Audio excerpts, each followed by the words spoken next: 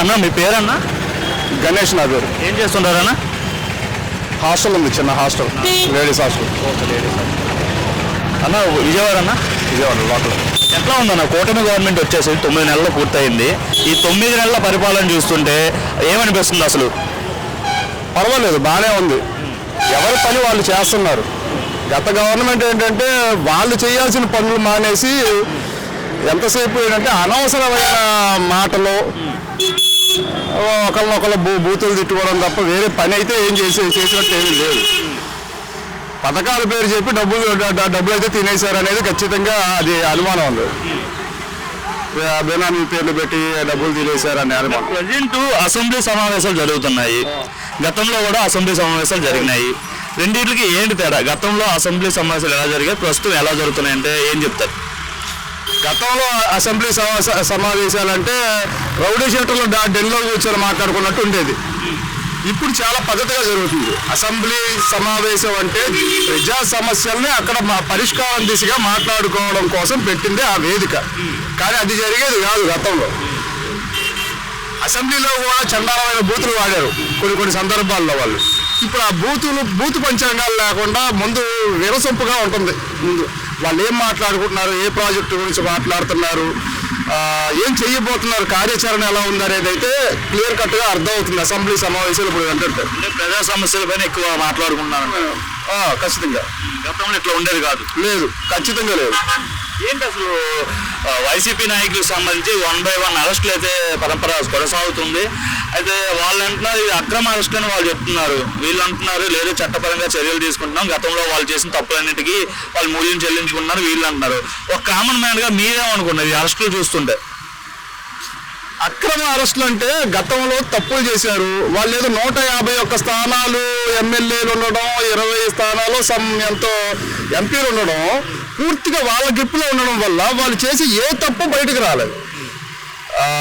కొన్ని సందర్భాల్లో పోలీస్ స్టేషన్కి వెళ్ళి ఏదైనా లోకల్గా ఏదైనా ఇబ్బంది ఉందని వెళ్తే పోలీస్ స్టేషన్లో కూడా ఆల్మోస్ట్ రౌడీ డెన్కి వెళ్ళినట్టు అనిపిస్తుంది. పోలీసులు కూడా అలాగే బిహేవ్ చేశారు దాదాపుగా.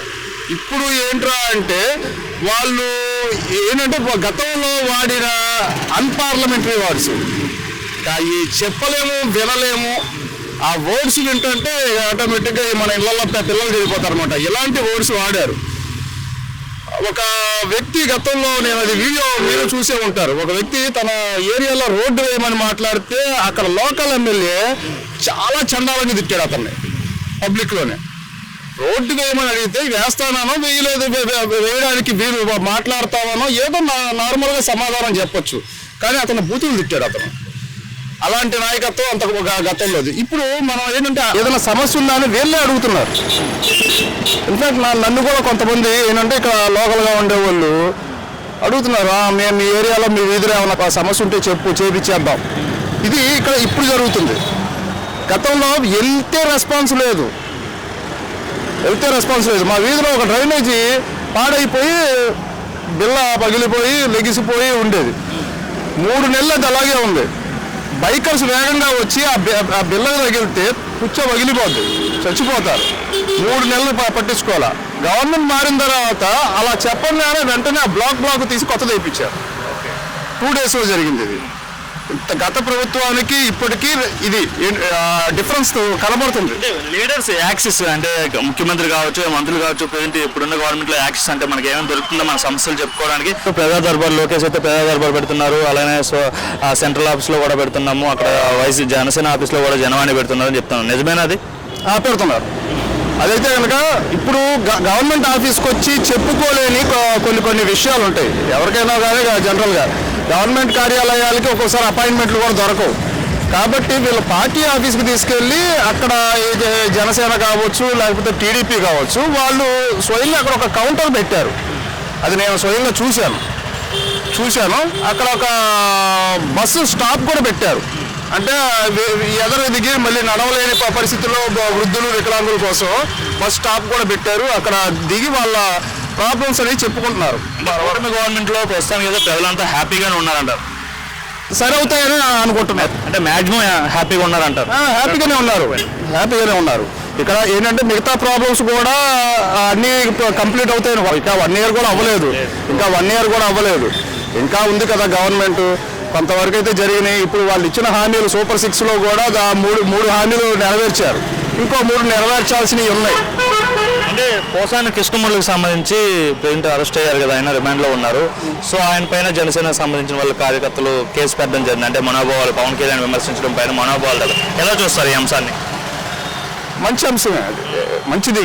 ఏంటంటే అంటారు అతను మాట్లాడిన పదాలు ఇంట్లో ఎవరికి, నాకు తెలిసి ఆడవాళ్ళని గౌరవించే వాళ్ళు ఎవరు కూడా దాన్ని హర్షించరు.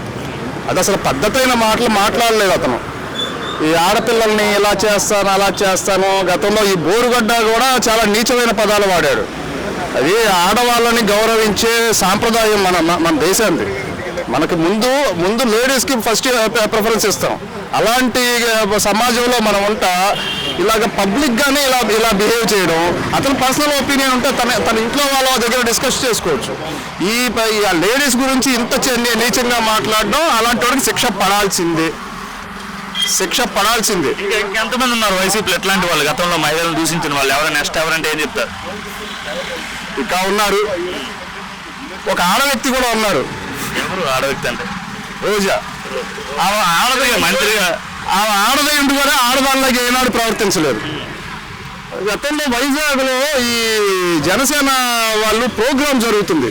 సరే, వాళ్ళ ప్రోగ్రాం వాళ్ళ జరుగుతుంది.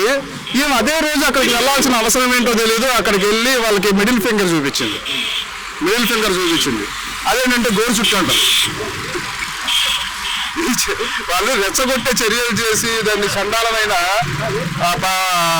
పనులన్నీ చేశారు.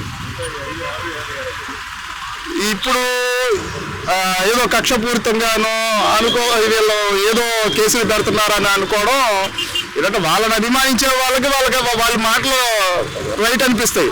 కానీ సభ్య సమాజంలో వాళ్ళు చేసిన ఏ ప్రవర్తన కరెక్ట్ కాదు. ఇంకా మాట్లాడాలంటే ఈ బోరుగడ్డ అతను పరారీలో ఉన్నాడని చెప్పని అంటున్నారు. అతనికైతే బలమైన శిక్ష పడాల్సిందే.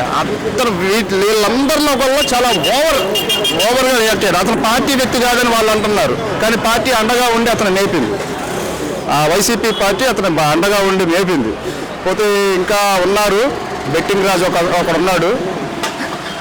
ఆ బెట్టింగ్ రాజు కూడా బయటికి రావాలి. ప్రస్తుతానికి సైలెంట్గా దాక్కున్నట్టున్నాడు, రావాలి.